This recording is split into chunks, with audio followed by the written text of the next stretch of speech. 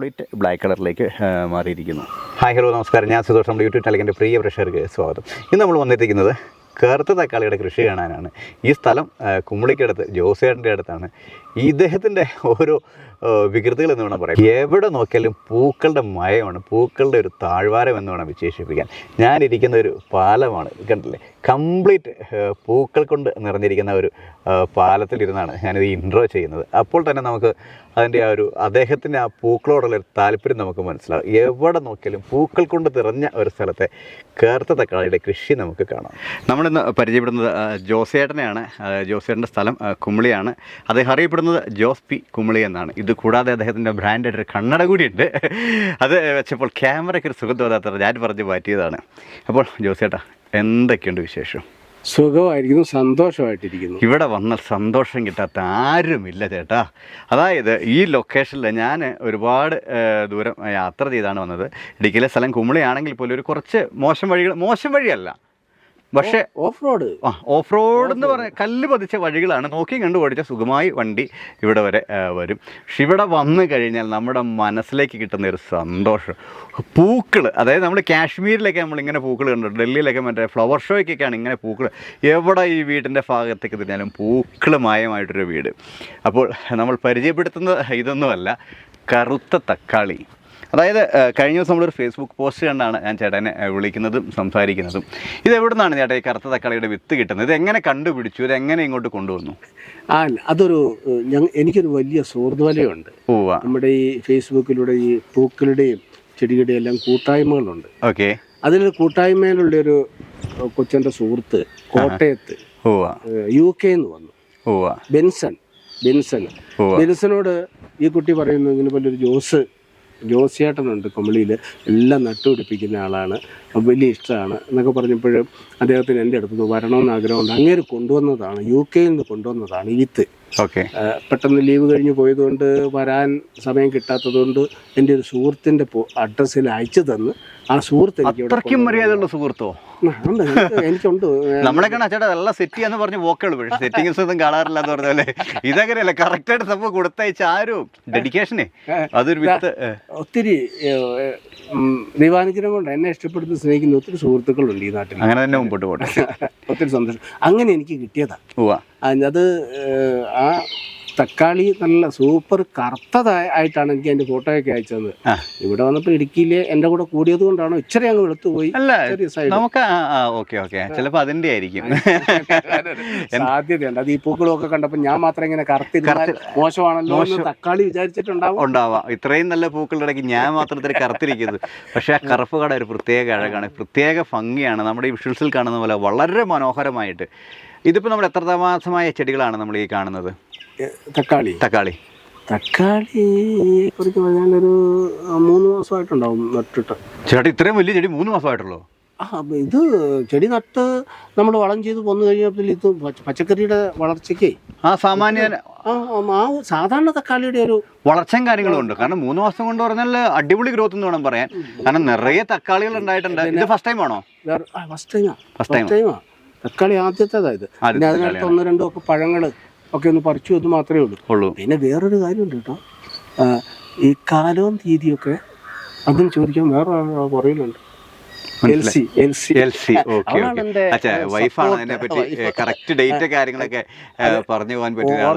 ഞാൻ ഇതൊന്നും ഓർത്ത് ഇരിക്കുകയില്ല. ജന്മദിനങ്ങളും മറ്റു കാര്യങ്ങളെല്ലാം അതുപോലെ ഇതിന്റെയും കറക്റ്റ് ആകണം എന്ന് നിർബന്ധമില്ല. ഞാൻ 3 മാസം അപ്രോക്സിമേറ്റ് 3 മാസം ഏതാണ്ട് ഒരു ഉദ്ദേശമാണ് പറഞ്ഞത്. ഓക്കെ. അപ്പം ജോസേട്ടാ, നമ്മളിപ്പോൾ ഇതിനെന്തെങ്കിലും പ്രത്യേകിച്ച് വള്ളങ്ങൾ എന്തെല്ലാമാണ് കൊടുക്കുന്നത്? നമ്മൾ തയ്യ് നടുന്നതിന് മുമ്പ് തന്നെ ചാണകപ്പൊടി അടിവളമായിട്ട് ചേർത്ത് സ്ഥലം ഒരുക്കിയാണ് തൈ നട്ടത്.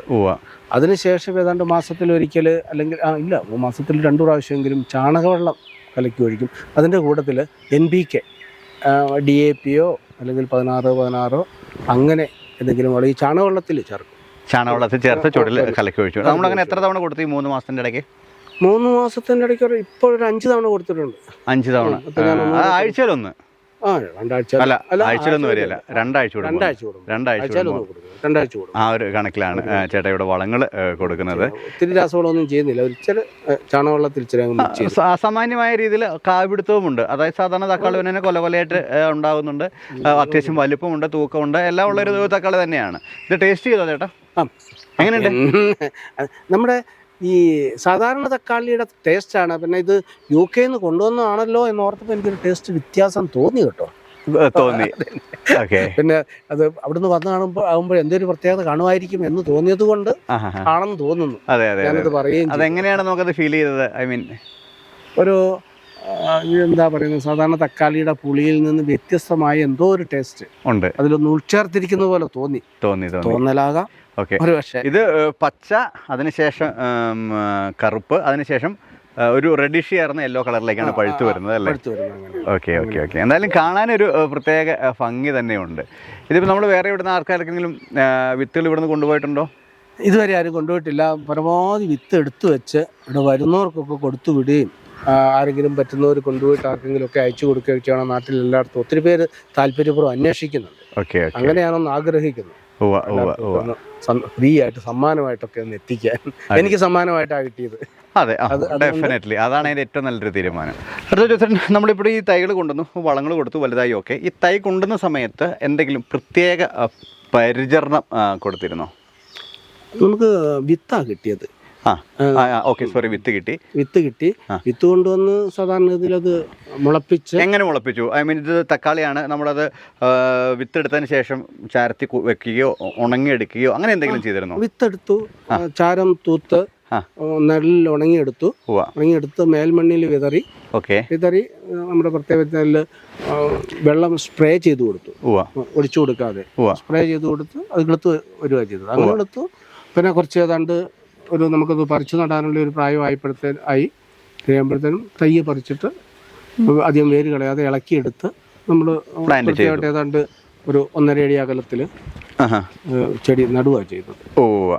അപ്പം വേറെ പ്രത്യേകിച്ച് പരിചരണമായിട്ടൊന്നും ഒന്നുമില്ലെന്നേ. അത് പിന്നെ സാധാരണ തക്കാളിക്ക് കൊടുക്കുന്ന പരിചരണം മാത്രം. ഇതിപ്പം വളർന്നു വന്നപ്പോഴത്തേനും ഒരു ചെറിയ പന്തലിട്ട് കൊടുത്തു. പന്തലയിലൊന്ന് പടർന്ന് പന്തലയിലേക്ക് പടർന്നാണ് ഓരോ ചെടിക്കും കമ്പൂത്തി കൊടുക്കുകയല്ല ചെയ്തിരിക്കുന്നത്. ഇവിടെ പന്തലയിലേക്ക് പടർന്നാണ് ചെടി കിടക്കുന്നത്. ഇപ്പോൾ കൊടുത്ത വളങ്ങൾ ഇപ്പോൾ നമ്മൾ ആട്ടിൻ കഷ്ണം കൊടുത്തിട്ടുണ്ട്, ചാണകം കലക്കി ഒഴിച്ചിട്ടുണ്ട്, അതിൻ്റെ കൂടെ NPK മിക്സ് ചെയ്തിരുന്നു. എത്ര ഗ്രാം NPK ആണ് ഒരു ബക്കറ്റ് ചാണകത്തിൽ, 10 കിലോ ഒരു ബക്കറ്റിൽ നമ്മൾ മിക്സ് ചെയ്തത്? ഒരു സാധാരണ ഇതിൽ 100 ലിറ്റർ വെള്ളത്തിനാണ് ഞാൻ കണക്കാക്കാറ്. ഏലക്കർഷകനായതുകൊണ്ടല്ല 100 ലിറ്റർ കണക്കേ ഉള്ളൂ. ഒരു കിലോ ചേർക്കുന്നു. 100 ലിറ്റർ വെള്ളത്തിന് 1 കിലോ ഈ ചാണകത്തിൻ്റെ കൂട്ടത്തിൽ മിക്സ് ചെയ്യും. പിന്നെ ഇത് വളർന്നു 100 ലിറ്റർ വെള്ളത്തിലേക്ക് എന്തൊരു ചാണകം വരുന്ന അടുത്ത്? 100 ലിറ്റർ വെള്ളത്തിലേക്ക് ഒരു പാട്ട ചാണകം. അതിലേക്ക് നമ്മൾ ഡൈലൂട്ടായിട്ട് പരമാവധി നമ്മൾ ചാണകം ടഫായിട്ട് പിടിക്കാതിരിക്കാൻ ഡൈലൂട്ടായിട്ടാണ് കൊടുക്കുക. എന്നാലും അല്ലെങ്കിൽ മേലെ ഇങ്ങനെ പാട പോലെ കിടക്കുമല്ലോ.